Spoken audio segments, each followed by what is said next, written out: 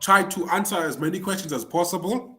It takes us less than 2 minutes to do that. And from there, immediately, people will receive a report so that they can gauge where they are insofar as their level of competency in relation to their ability to price construction projects, that is. Number 4, we're then going to go down to the first presentation of the day, the official presentation. Mrs. Rido is going to take us through the construction pricing principles and rate build-up examples as they relate to building works. So that is general buildings. Once we're done with that, Mr. Sbu is going to come in to take us through construction estimate principles and rate build-up examples as they relate to civil works. Over here, they're going to give us, I think, in each topic, 3 or 4 examples. They're going to be engaging with us, and we're going to be engaging with them, and we're going to make sure that we earn as much value as possible. Moving there, from then, we're going to go on to electrical and mechanical works. We're going to, again, follow the same sequence where they explain the principles, and then they do worked out examples so that we can understand how the principles are applied in real life.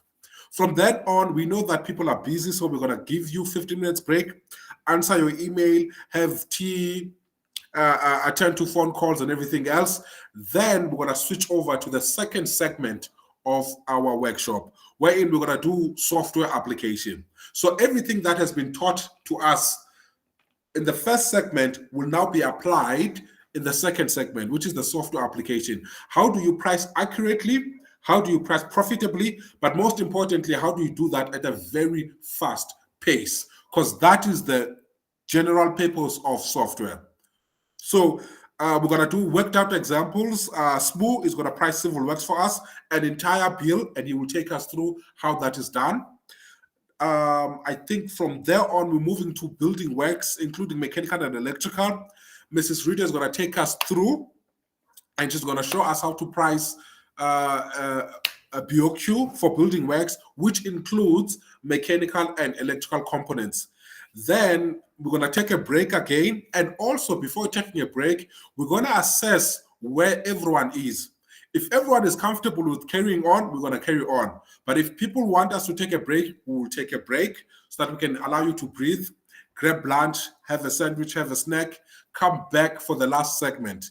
The last segment is predominantly myself, where I'm going to go to P's and G's. Then I'm going to show you how to price P's and G's using the software. Then either we're going to take a break or we're going to carry on doing the final pricing and soliciting feedback from the audience before we close. So that is our business of the day, and I'm hoping that we give you as much value as possible. So I think with that said, without further ado, we will now officially start with the rules of engagement. Rita, can you confirm? Can you see the rules of engagement on your side? Yes, it's visible. Great. So all cell phones are to be silent, please, so that we... Lunga? Yes? It seems there are people who are still struggling to log in. I see someone by the name of Diana Sutole has a message on, and is saying that her colleagues are struggling to log in. Okay, cool. So let us sort that out. Sorry about that. In a minute, here's the meeting link.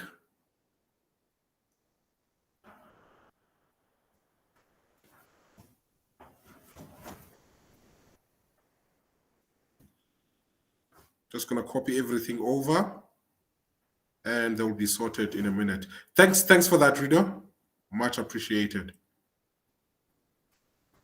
Just gonna ask London, please forward to everyone. Please share with everyone. Cool. London is gonna take it from there. Please make sure that your WhatsApp is on so that London can share it with you via WhatsApp. So let's carry on. So please, rule number one is let's ensure that our phones are on silent. I know you can be on vibrate, that's acceptable, but ringtones and everything else really generally disturb our engagements. Second is please switch off your mics and videos, and you will switch it on when we identify you for a question or a comment. Workshop to be recorded, as you can see, and if you've noticed, we've already recorded the workshop. However, it will be shared exclusively with paid customers or attendees. All presentations and calculations that will be presented today, together with all the calculation sheets with worked up examples, will also be shared exclusively with all the paid customers or attendees. Number 5, I think everyone needs to participate as we are in a workshop. This is not a lecture. This is a very practical exercise, and all of us are in the same industry. So therefore, we will share knowledge, we'll exchange experiences so that it can add more value to the topics of discussion. The next point is, although all the topics that we're going to be dealing with have layers on it, we will try as much as possible to grab the fundamentals and the critical principles, and therefore switch over to applications so that at least they're much more realistic and relatable. The next one is everyone is encouraged to raise their hands, or in this case, digital hand, and ask a question when we identify them. So what's going to happen is once you raise your question and the speaker is already speaking, London will then stop the speaker, allow you to switch on your mic, you ask your question, and then the speaker will immediately attend to your question. And if they can't at that particular time, they'll make a note of it so that by the end of their presentation, they'll then answer your question. Either or, please, you are encouraged to engage, you are encouraged to raise your hands, and you're encouraged to participate and comment on the chat box as well. So, very importantly, commenting on the chat box is not only reserved for questions. You can just make a comment, you can make an observation, you can share your experience, you can talk about the software, you can talk about the principles, you can talk about anything that you want. All we need is engagement, engagement, engagement, because that's where the value of an online workshop comes in. Feel free to use normal construction language, please, as again, we are not an academic institution, we are very practical, and we are industry personnel as well, just like you and I. Then the last point is that anything that is related to the software, purchasing, and everything else, please WhatsApp London, and you've got his numbers right there, 060-950-4083. So that's all insofar as the general rules of engagement.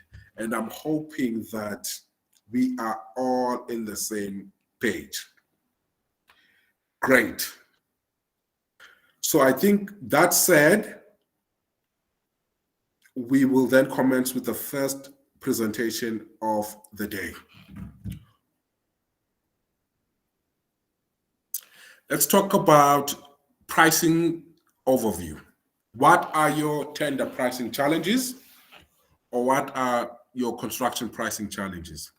So the 7 challenges that we have outlined are not completely exhaustive, but certainly these are the most relatable challenges and the most common challenges as it relates to us attempting to price projects and attempting to make sure that we respond timelessly with our tender notices. So first one, breaking down of rates or building up rates from first principles. As small to medium-sized contractors, and sometimes as QSs, we struggle to do this. What we often do is we often use percentages where we get the material cost, we add the percentage for labor, percentage for transport and profit, and then we put it together and call it a rate. And when the client is asking us to break down the rate or build up the rate so that we can show the client and convince them how we've arrived at the rate, we often struggle with that. That is a common phenomenon that happens in the industry and to some of us at large. The second one, which is also common, is when we're building up rates and building up tenders, we often get delayed by our suppliers. So can be material suppliers, this can be material plant hire companies, or rather, plant hire companies, and vice versa. Everything that is related to supplying key resources as it relates to building a rate. We are often delayed by that because these are third parties from us as a company, and they have their own procurement plan. Often, I'm going to give you an example. So when you ask for a quotation, they'll ask you to fill in a form, write an email. They'll ask you to give them all the tender or bid information, and they'll put you in their pipeline while you are waiting. From then on, they'll price it for you, which takes, let's say, 2 to 3 days, sometimes a week, and then they'll give it to you, and then you still have to build up a rate, and that delays us a lot. It frustrates us a lot, and obviously, sometimes we don't even submit the tender or the bid that we're supposed to submit due to this. The third one is outsourcing rates from QSs, which are quantity surveyors or cost estimators. This happens because largely we lack the knowledge and experience of pricing. Secondly, we are too busy to be pricing every tender, so we outsource this to someone who can assist us in the rate. So that partially can work, but it does not fully address the problem because there are two challenges that come out from that. One is the person that is pricing this tender for us does not know our profit margins, our tendering strategy on how we apply profit margins to the client. They don't know our competitive advantage, where we can give discounts at certain trades and recover at certain trades. They don't know all of that, and they just assume that everything is the same from contractor to contractor. So that's one disadvantage. The other disadvantage, which is much more dangerous, is the fact that they will thumbsuck values. They'll give you what you want. We don't do quality checks. We just accept it as it is. And from then on, we submit. And when we submit, and by chance we win the tender, we then discover that whatever we priced for is actually making us a loss, and it really frustrates us. And obviously threatens us as small businesses, because the only way that we can get income in a construction business, which is predominantly a small business, is through doing the work on the ground and claiming for it. But if the work on the ground costs more than what we are claiming, obviously we as a business are suffering. And this is life-threatening to us as small to medium-sized businesses. Large businesses have the same threat as well, but however, if they have plant and if they have discounts and they have relationship with suppliers, then they can also have cash flow. They can somehow cushion themselves, although the threat is not completely removed. It can be mitigated. The fourth one is, how do we escalate rates year on year? We know that prices are going up year on year. We hear people having conversations about prices when we banter or when we talk to our colleagues. But now, how do we actually get to that point where we say, okay, still price has gone up due to COVID, due to whatever is happening globally, due to supply chain challenges. How does that affect the rates that now I give to my client? Very important. We completely miss that part, at least most of us. The fifth one, sorry about the typo error there, this was underpricing. Underpricing means exactly what we're talking about, wherein what happens would be the rate that we've submitted to the client is what we think it will be, but when we win the tender, we then realize that most of us have underpriced in most items. We're going to do the work either at break even or we're going to do the work at a loss. The sixth part is overpricing. Overpricing happens when we've priced something that is completely expensive and our competitors going in with us have priced it low. The client gets the lowest guy and the show goes on. And in that said, it puts us out of obviously the line of winning that tender, and we end up losing. And then the last challenge that we have, due to time, like I said, and constraints, resource constraints, we just use the previous Excel sheet that we priced to price the next tender, or we use the previous tenders that we've priced. This is a very common phenomenon. To some degree, it works if the prices have been submitted in close successions and you know that the prices that you are using are current. Where it becomes a problem is when you assume that the price that oh, sorry, I'm not sure who it is. Zibusi Songwebu, please switch off your mic. Thank you. Sorry about that. Let's proceed. So using previous rates becomes dangerous when something like COVID happened. So let's say you priced for a project in early 2020, before the COVID law kicked in. So this is January, February, early 2020 or late 2019. Then during COVID, we know that there were supply chain challenges which pushed up some of the prices. Now, you then get an opportunity during COVID to price for similar work. What you do is, without considering the price hikes, you then take that previous tender that you priced late 2019, early 2020, and you price for the current job that is happening during COVID. And when you submit that, again, you will see the consequences of that. You might end up underpricing, you might end up breaking even on your project, or even worse, you might end up suffering losses. And I'm sure most of us can relate to the challenges that I've just presented and have explained. So I just want to check on the chat box, please. If anyone can relate to the challenges that are outlined here, can you please tell us yes on the chat box and state which challenge? Is it number 1? Is it number 2? Is it all of them? Is it number 5? I'll just allow a minute to check if I'm preaching to the choir here before I carry on. Can you relate to the tender pricing challenges that we just outlined? I'm just going to give a minute to see how people are. Okay, someone says number 3 they can relate to. Number 4 they can relate to. Good, good. We're getting responses.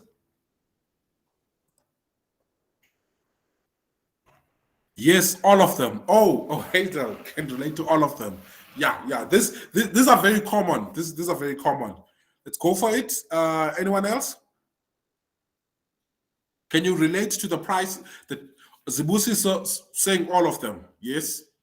I'm quite sure that most of us experience 1 or 2 or even more of them. Number 2 and number 6, Nolwazi Mhlongo says she can relate to that. Let's see who else. Moses Mahloko, yes, number 3 and number 5. Great. Number 6 as well. Okay. I think we get a sense that most of us here can relate to these challenges. And this is really the essence of the presentation, rather the entire workshop today.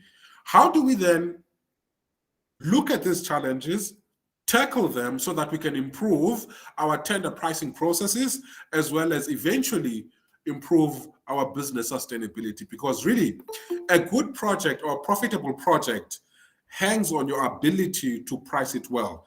If you miss it while you are pricing, forget that you're going to recover during the execution process. At least for the most part, that is the case. So I think with that said, I'm going to switch over to quickly the key principles or qualities of a good estimator before we do our first check. So let's do it.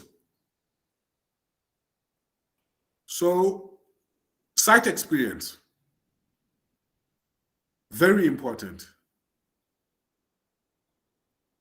Site experience gives you the ability to look at a rate, calculate it, and use previous experience on the ground to know exactly how long did this take me to complete, how much material did I use, what sort of a team combination did I do, how much fuel did I use to say, okay, this is how much it costed me. So therefore, if I add my markup, this is the rate that's going to happen. So site experience presents the practical feel of a rate build-up process. Without site experience, it's going to be very difficult for you to actually price accurately because you only understand the theoretical part, you don't understand the practical part of it. So that's number one. Number two, and also important, interpretation of technical drawings and specs. We all know as contractors and construction personnel that the specifications will inform us what type of material that we need to purchase, the quality of the material, the standard in which all this material needs to comply with. That is very important when we are choosing our suppliers, the quality of material. That also informs the price that we get in the market and subsequently the rate that we'll then give our client.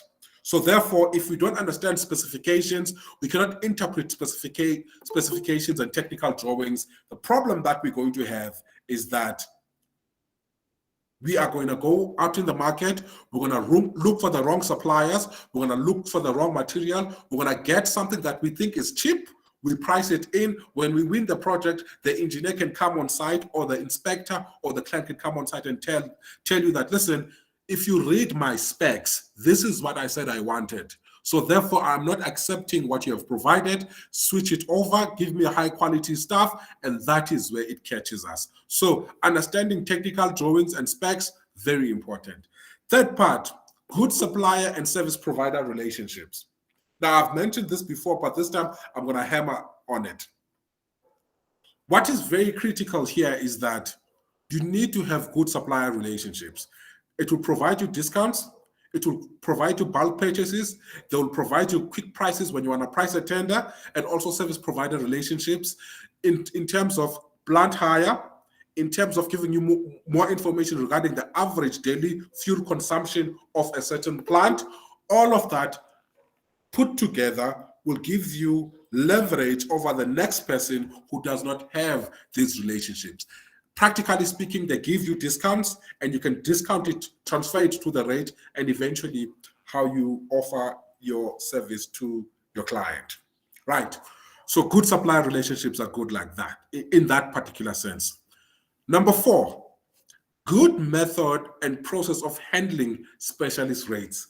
Sometimes when we get projects, we might be civil contractors, we might be building contractors, but within that project, there's a specialist item that we need to price. We need to have a way of pricing that because we know that it's not done in-house, but however, it's going to be done nonetheless. So if we do not have a way of handling that, that can really hinder our ability to make good tender offers as well as good profits, right? Practically speaking, we must know that, okay, if we are outsourcing, then our profit margins on that particular item slightly goes up because we know that all the money goes out of the company, but something must remain.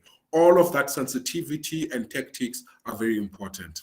Number five, a good sense of developing and updating your rates database. I know that informally we have our individual rates, right? So we can rather database. It can be in a form of a spreadsheet. It can be a form of a previously priced BOQ in Excel. It can be a form of whatever tender document that is lying around there. That is what you call a database. A database in simple terms is just a place where you have information in a presentable manner that you can actually refer to whenever you need it. So that said, if we fail to have a database that is comprehensive and a database that is continuously being updated, we're going to sit with a big problem because we'll think that we've got all the rates and then market fluctuations kick in, inflation kicks in, recessions kick in, supply demand constraints outside our control kick in and they affect how our supplier will actually price a rate. All of those things kick in. How do we then ensure that our database is up to date? That is a very good skill that a cost estimator needs to have. The sixth part, sound principles and tools for calculating tender rates. This is drawn from, I think, the challenges that we mentioned earlier, wherein we talked about not having the ability to build up a rate from first principles. If you have the right principles and have the right tools, you are sure enough to make sure that whatever you're presenting to your client or whoever is your main contractor if you're a subcontractor, you know that you can defend it, and it is a reflection of the market as well as your business preference. That is number 6. Number 7 is strategic business development prices. Big word, really big word. However, very simple explanation. If you know that you are pricing for an existing customer where you have existing relationships and where you can predict your profit margins and you can predict your cash flow and everything else, it's easier to price. It's straightforward. And your profit margins, you can adjust them based on your level of comfort with that particular existing client, as in repeat work. However, now you need to be smart. When you are pricing for a new client, which does not know you, you don't know them, you're starting to, your plan is to start having a relationship with them, show them your record, then you start making profits. You need to approach that differently. Differently in this sense. You can have your, if you look at your resource combination, you've got your material, you've got your plant, you've got your fuel, you've got your labor, and you've got obviously your overheads. If you look at that combination, you need to make sure that at least you are breaking even, but however, your profit margins, you can play up or down with it. But particularly on new client, it's always advisable to remain low so that you can go in and start working. And if now you get repeat work, you can start recovering from there. So that is what we call strategic business development pricing, which is to say you cannot price for existing relationships in a similar fashion that you price for new relationships that you are still yet to build. So those are the 7 key qualities of a good cost estimator. That said, I want us to do a quick self-test. If you can, go to our website over there, www.theprm.co.za.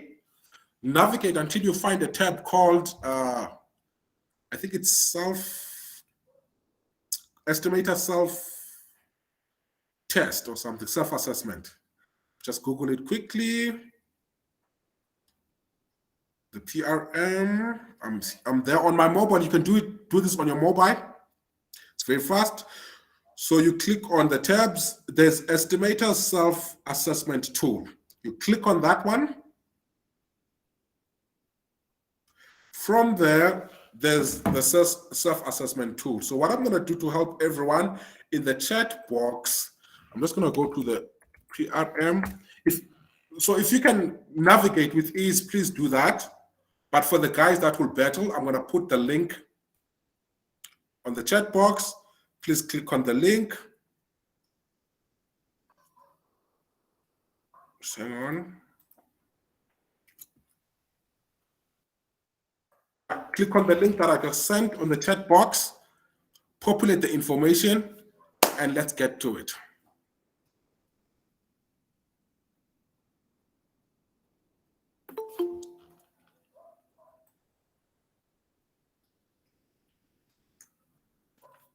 Right. I'm hoping that we are there. Let's give ourselves, I think, 2 to 5 minutes to populate. Please answer accurately. Please answer as honest as possible. Please read and understand the questions and the options given so that you can actually test yourself. How do you fare against good quality cost estimating attributes? Anissa Investment Group has raised a hand. Please. Yeah, sorry, I just wanted to know on where I'm on the website. I just wanted to know where exactly to click, because everything that I'm clicking on now has me to put information and stuff like that, and not the self-test that you initially said there. Okay, 2 options there. It's either you click on the link that I gave you, because it takes you directly to the tool, self-test tool. That's the quickest one. All right, cool. Let me rather do that. Yeah, that's the quickest one. So if you don't want to navigate the website, no problem. Just click on that. It takes you directly to the self-test tool.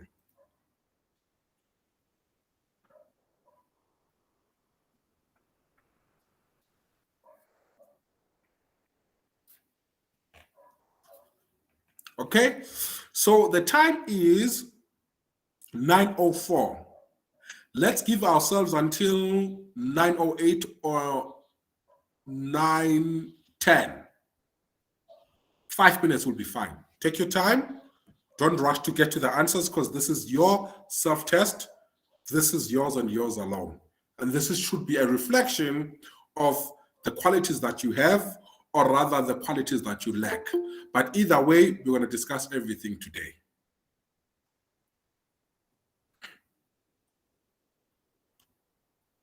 Great. So at 9:10, we'll then resume. You will quickly get a report when you are done so that you can see where you are insofar as the ability to be a quality estimator.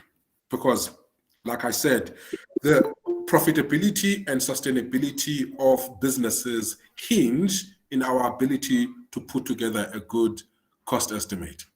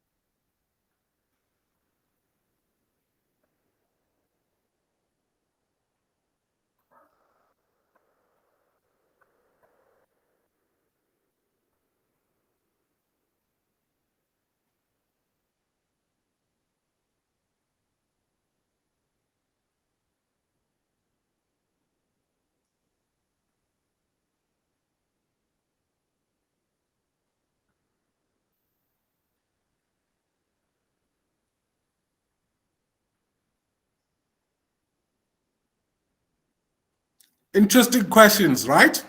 Interesting questions. Some very obvious, but we wouldn't have thought about them in that particular fashion. Some very revealing, and some relatively new. But overall, interesting questions that the self-assessment tool is asking us. And collectively, all of those questions will then lead to our ability to price projects quite accurately. Okay, 3 minutes to go.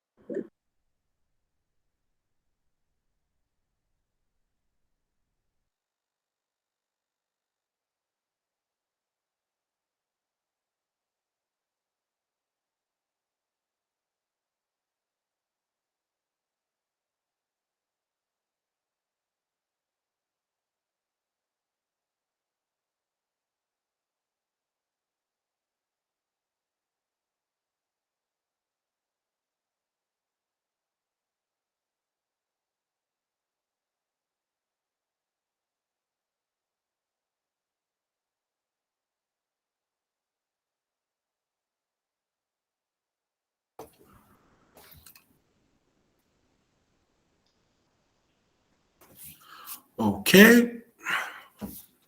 I get the feeling that we are not done yet. And the reason why I'm saying that is because when you click on submit, it sends us a notification that someone has just completed a quiz. So therefore, in the absence of that, I think we're not done.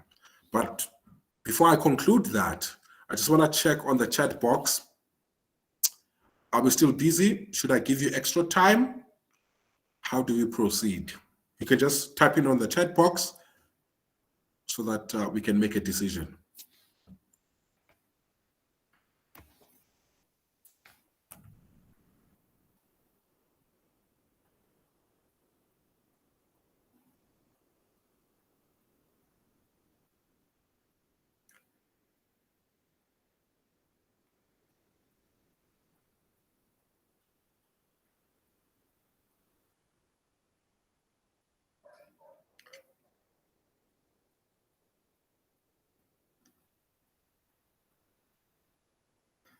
Okay, I see we are not even typing. It means that we are really busy populating this, hopefully.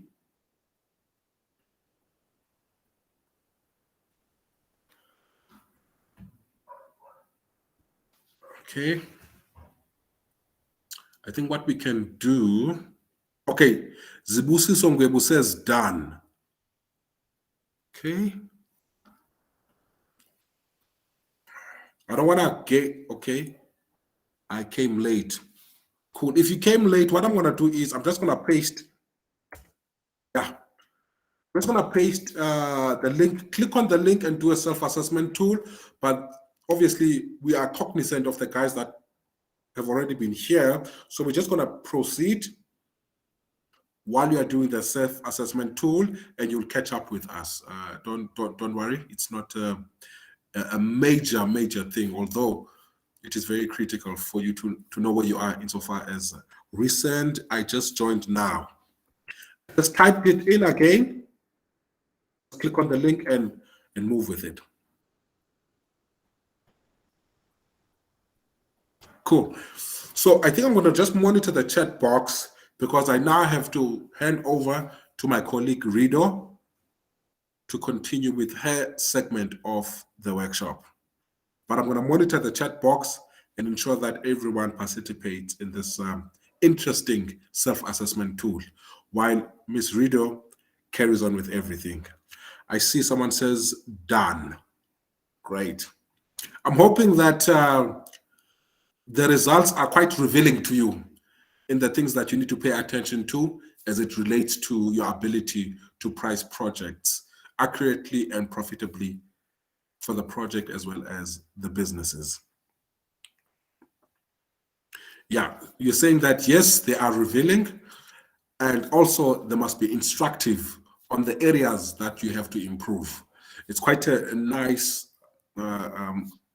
what's the word? It's a nice status quo assessment so that at least you can plan how you can actually improve in these areas, because you know for your business or the businesses that we work for to survive, we will have to improve on key areas as they relate to pricing. Great. So most people are done. So what I'm going to do is I'm going to hand over to my colleague, Rido, so that she can take us through her part. I'm going to stop presenting. And Mrs. Rido, you can take over from here while I monitor the chat box. I'm just going to ask quickly, Eric, please switch off your video. You can see Eric is approaching the mic, approaching the laptop. Please switch off your video.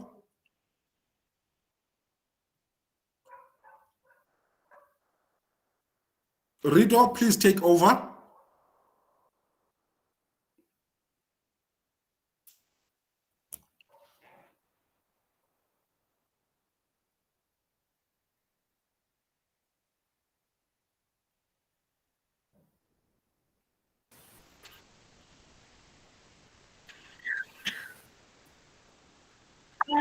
Morning, everyone. Just give me a couple of seconds. I just had a couple of things opened. I'm trying to just share the presentation.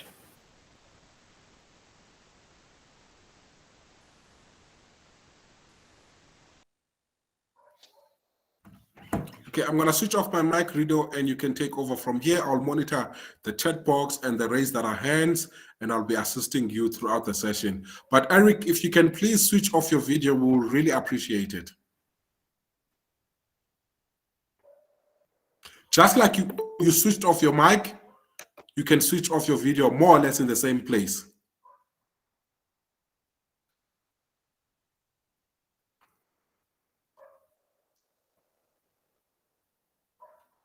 Wonderful. Wonderful. Thank you. Rido, take over.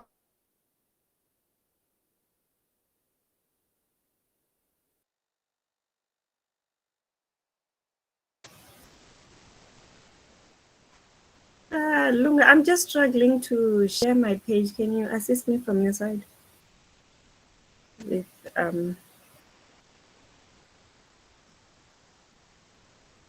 Okay, no worries. Let me just navigate and get it. So what I'm going to do for the sake of recording, I'm going to stop this recording and start a new